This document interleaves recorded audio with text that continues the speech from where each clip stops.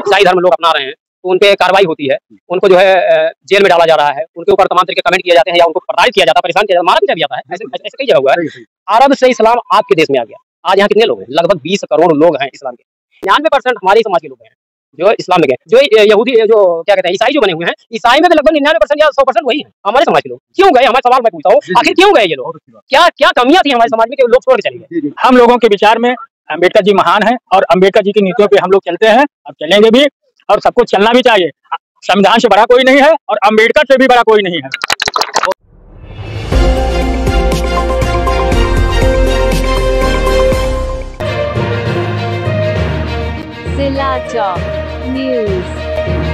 साथियों नमस्कार, मैं सुरेश कुमार, आप देख रहे हैं जिला टॉप न्यूज। इस समय जनपद अयोध्या के रामपुर प्रताप में हूँ। आज ये लोग बड़े खुशी के साथ, बड़े आनंद के साथ बाबा साहेब की जयंती मना रहे हैं।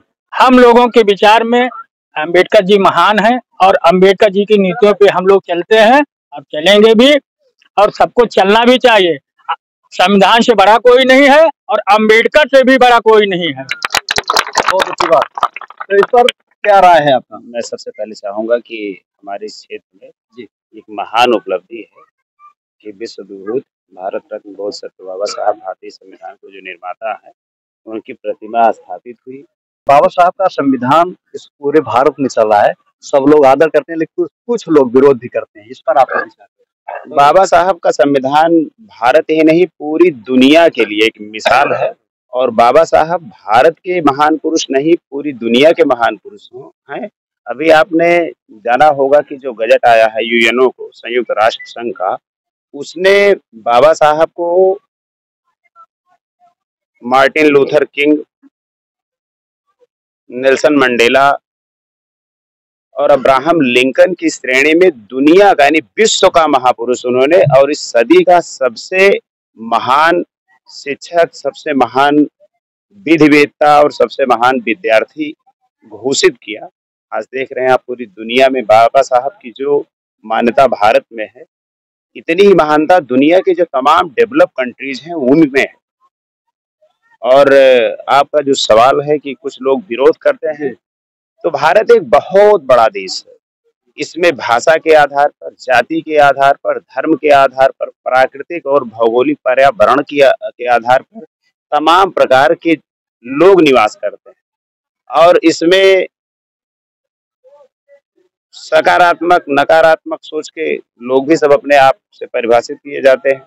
हमें जो चीजें पसंद नहीं होती है वो नकारात्मक लगती है, जो पसंद होती है वो सकारात्मक लगती है। क्योंकि भारत का संविधान जिससे पूरी राज व्यवस्था भारत की चल रही है, हमारे लिए वही गीता, कुरान, बाइबिल सबसे ऊपर वो है, तो उसको न मानना तो एक अलग बात हो जाएगी। अभी आप मेन पॉइंट बताया कि कुरान, बाइबिल और रामायण सब कुछ पढ़ा जाता।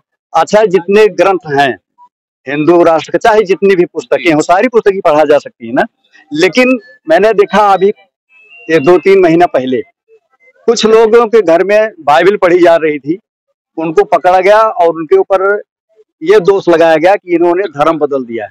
धर्म के आड़ में उनको जेल में डाला गया, जबकि संविधान ये लागू करता है कि किसी को आप फॉलो कर सकते हो, है कि नहीं। उसका एक्ट है, उस एक्ट के अंतर्गत हम किसी को मान सकते हैं, किसी का बाइबिल पढ़ सकते हैं या कुरान पढ़ सकते हैं, रामायण पढ़ सकते हैं, गीता भागवत पढ़ सकते हैं, लेकिन उन लोगों का कहना है कि पुस्तक आपके पास मिली क्यों।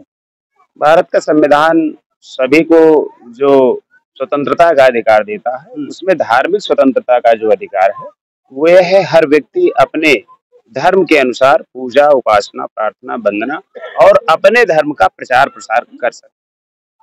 तो अगर किसी के धर्म के क्रियाकलाप से हम असहमत होते हैं, उसकी गतिविधि सही है फिर भी हम असहमत होते हैं, तो यह हमारी संकुचित धार्मिक सोच हो सकती है और जो गलत है।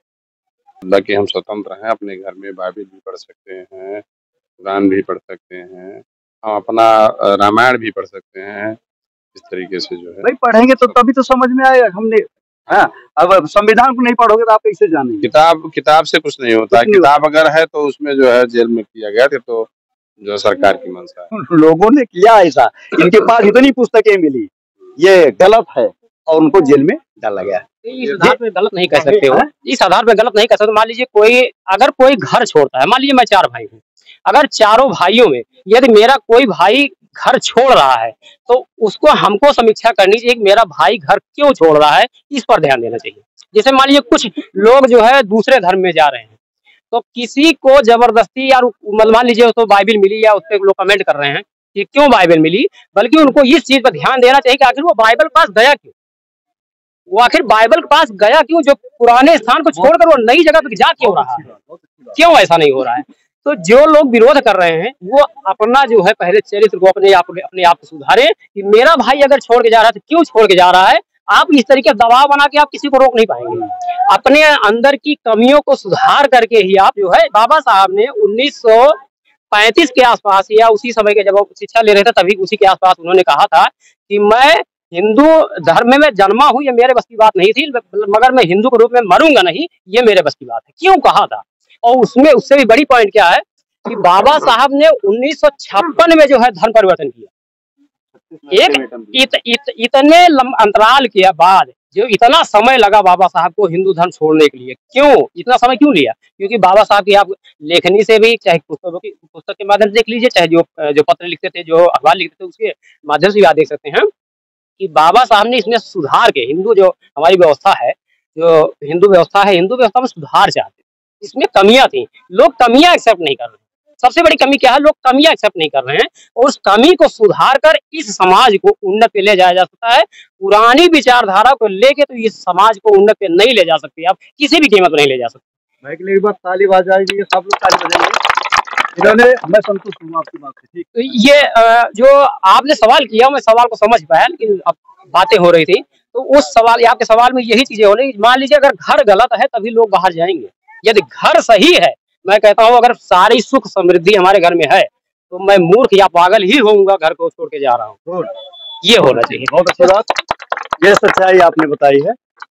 मेरे प्रश्न का उत्तर आपने दे दिया है, और मैं यही सुनना चाहता था कि कमियां आपके अंदर खुद, हमारे अंदर खुद कमियां, हम अपनी कमियों को नहीं देखते हैं और दूसरे को कमियां ढूंढ लेते हैं। मान लीजिए कोई जो है कहीं कहीं सुनाई पड़ता है, जैसे मान लीजिए जो क्या कहते हैं, ये ईसाई धर्म लोग अपना रहे हैं तो उन पे कार्रवाई होती है, उनको जो है जेल में डाला जा रहा है, उनके ऊपर तमाम तरीके कमेंट किए जाते हैं या उनको प्रताड़ित किया जाता है, परेशान किया जाता है, मारा पीटा भी जाता है, ऐसे कई जगह हुआ है। तो जो लोग कर रहे हैं, ठीक है, आपको हो सकता है, लेकिन ये अंधा प्यार है, ये अंधा प्रेम है आपके धर्म के प्रति। आप जो है पूरी तरीके आप सजग नहीं अपने धर्म के प्रति, आप अपने धर्म को पहले समझिए अपने, क्योंकि जैसे इस्लाम रख लीजिए, अरब से इस्लाम आपके देश में आ गया, आज यहाँ कितने लोग हैं, लगभग 20 करोड़ लोग हैं इस्लाम के। ईसाई धर्म यहाँ पे आ गया, पूरी हिंदू व्यवस्था को मतलब दबा करके जो है इस समाज के लोग, यही लोग हैं जो इस्लाम में जो गए हैं। हमारे यहाँ के लगभग 99% हमारे ही समाज के लोग गए हैं जो इस्लाम में गए। जो यहूदी, जो क्या कहते हैं, ईसाई जो बने हुए हैं, ईसाई में भी लगभग 99% या 100% वही हैं हमारे समाज के लोग। क्यों गए, हमारे सवाल मैं पूछता हूँ, आखिर क्यों गए ये लोग? क्या क्या कमियां थी हमारे समाज में कि लोग छोड़ के चले गए? जो लोग विरोध कर रहे हैं, मैं उनसे हाथ जोड़कर निवेदन करूंगा कि सिर्फ अपने आप को सुधारिए। जो लोग जा रहे हैं वो जाना रुक जाएंगे, वो नहीं, लोग नहीं जाएंगे, क्योंकि अच्छा घर कोई छोड़ के नहीं जाता। यदि घर में कमियां हैं तो लोग छोड़ के जाएंगे, ये मैं जानता हूँ। ये अच्छी बात, बहुत अच्छी बात। बाबा साहब का लिखा हुआ संविधान, ये सच्चाई है कि चाहे किसी जाति का, किसी धर्म का व्यक्ति हो, सबको फॉलो करता है, सब लोग मान सकते हैं, विश्वास कर सकते हैं। जैसे कि अभी आप यहाँ देख पा रहे हैं, यहाँ के ये ठाकुर साहब ने बाबा साहब की प्रतिमा इसलिए लगवाई कि उन्होंने बाबा साहब के संविधान को पढ़ा है, इन्होंने विश्वास किया है कि इनके लिखे हुए संविधान में क्या अधिकार है। तो आपका बताया हुआ मैं बहुत संतुष्ट हुआ, और सबको भी फॉलो करना चाहिए। कितने लोग बोलते हैं हिंदू मुस्लिम सिख ईसाई आपस में हम भाई भाई, ये नारा बन के रह बोलते नहीं, ये एक खोखला नारा बन के रह गया। अब इसमें कोई दम नहीं रहा, कोई दम नहीं रहा। जी जी, ये एक खोखला नारा है। अगर वाकई में हिंदू मुस्लिम सिख ईसाई सभी हैं तो हमें एक दूसरे की भावनाओं को समझना होगा, हमें एक दूसरे का जो है उनकी भावनाओं को एक्सेप्ट करना होगा, उनका सम्मान करना होगा, उनके साथ खड़ा होना होगा। अच्छा समाज वही है जो दूसरों के सुख और दुख में काम आए। ये इस ग्राम सभा रामपुर प्रताप में या आने पर मुझे बड़ी खुशी मिली। बाबा साहब की प्रतिमा जो लगाई गई उसके अंतर्गत यहाँ पे जो कुछ भी हुआ है वो तो सच्चाई है, लेकिन ये देखने को मिला कि यहाँ के लोगों के अंदर भी जागरूकता है। धन्यवाद करूंगा इस ग्राम सभा के लोगों को और इनकी एकता को, सारे लोग यहाँ पे आए और बाबा साहब के इस जयंती में शामिल हुए। और ये संदेश को आप देख पा रहे हैं, तो कमेंट करके हमें जरूर बताएं इस ग्राम सभा के और ग्राम सभा के लोगों को और ग्राम प्रधान के लिए आपकी क्या कमेंट है, कमेंट करके हमें जरूर बताएं। बहुत बहुत धन्यवाद, बहुत बहुत साधुवाद।